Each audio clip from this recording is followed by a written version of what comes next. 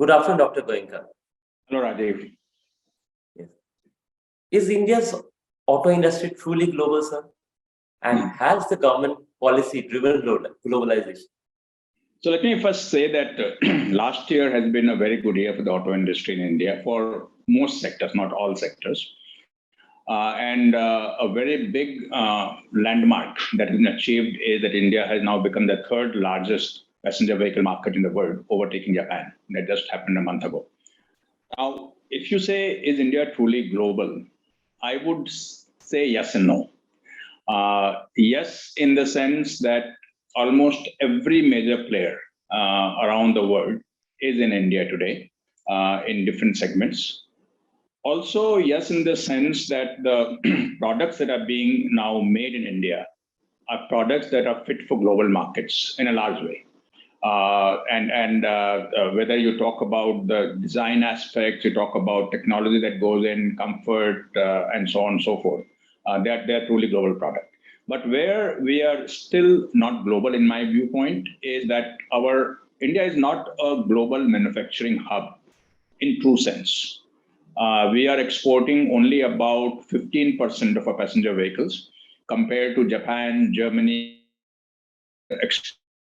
40%. And therefore, that to me says we are not truly global. And also, none of the multinationals are using India as a manufacturing base for the global product or global supply chain. That applies both to suppliers as well as to OEMs. Until those happen, I would say that India is still not global. Now, the government policies, on the other hand, have really helped in some ways and lacking in some ways in making India a truly global automotive player.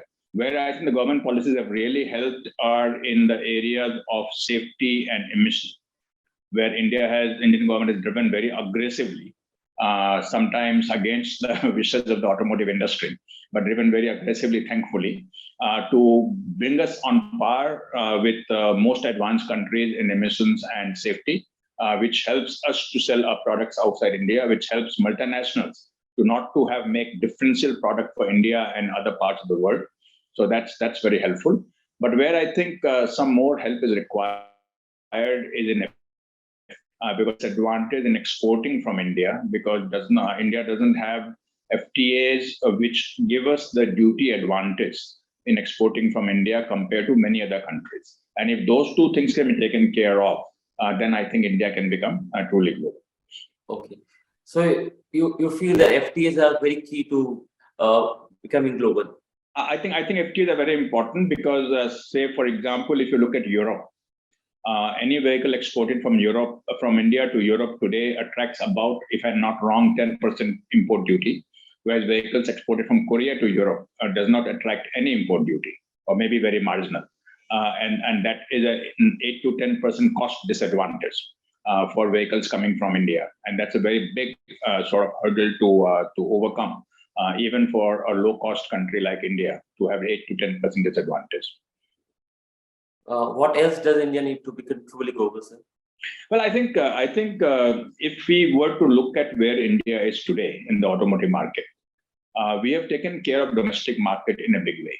And now our vehicles, as I said earlier, are very good in terms of emissions, in terms of safety, and more is being done.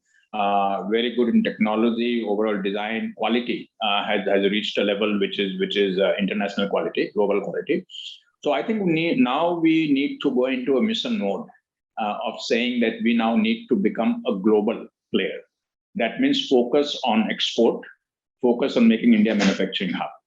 And that will have to be done by virtue of, I would say, the multinationals using India as a manufacturing base, and therefore for India to make it attractive for them to use India as a global base. For Indian-based OEMs to produce products that will be for global audience, global consumers, and also to build their brand so that Indian origin players have a brand which will allow them to export in large quantity. So if we can do these things, then I think India can become global. And I would say the next phase of growth of Indian automotive industry should come from global expansion, from becoming truly global.